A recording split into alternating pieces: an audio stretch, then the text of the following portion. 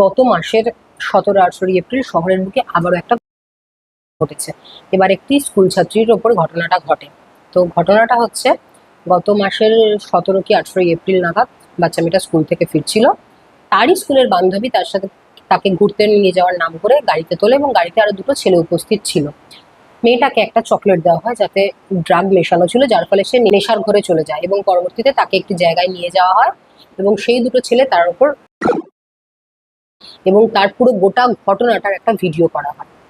Best part হচ্ছে এই ঘটনাটার, সেই বান্ধবীটা, ভিকটিম গার্লের বান্ধবী প্রোভাইডেড, আমি মেনশন করছি সেই মেয়েটা, যে মেয়েটা তাকে ঘুরতে নিয়ে যাওয়ার জন্য গাড়িতে তুলেছিল, সে তাকে ব্ল্যাকমেল করে যে ঘটনাটা সম্বন্ধে কোথাও কিছু বললে ভিডিওটা পাবলিক করে দেওয়া হবে, তোর অবস্থা ভালো হবে না, নানা ধরনের কথা বলতে। মানে একটা ঘটছে একটা বাচ্চা মেয়ে স্কুল ছাত্রীর ওপরে এবং সেই ঘটনাটার ভিডিও করছে তারই একটা বান্ধবী এবং পরবর্তীতে তাকে ব্ল্যাকমেল করছে। মানে মানসিকতাটা কোন জায়গায় গেল? তো ভয়ের চোটে বাচ্চাটা বাড়িতে কিছু জানাতে পারেনি, বাড়িতে এসে চুপচাপ গুমড়ে থাকতো। তো তার পরবর্তীকালে তার মা তাকে চেপে ধরায়, সে ঘটনাটা সম্পূর্ণ জানায় এবং মে মাসের 20 তারিখ নাগাদ ঘটনাটা FIR করা হয়, তদন্ত চলছে। মজার বিষয় হলো, কোনো মেনস্ট্রিম মিডিয়া এই ঘটনাটা নিয়ে একটা শব্দ ব্যয় করছে না। কোনো বড় বড় ইনফ্লুয়েন্সাররা এই ঘটনাটা নিয়ে একটা কোনো কথা বলছে না। এবার কেউ জাস্টিস চাইতে আসছে না। এবার কারোর মনে হচ্ছে না জাস্টিস ফর দিস নাবালিকা বা মেয়ে।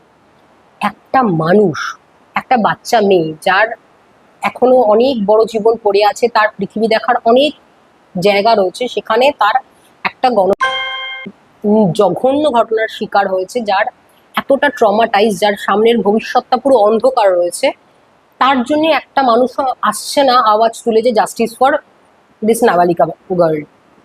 একটা মানুষ বেঁচে থাকাকালীন তার পাশে আমরা কেউ থাকতে পারি না। আরজিকর ঘটনাটা যখন ঘটলো, সারা রাজ্য তোলপাড় হয়ে গেছিল, কারণ মেয়েটা মারা ছিল।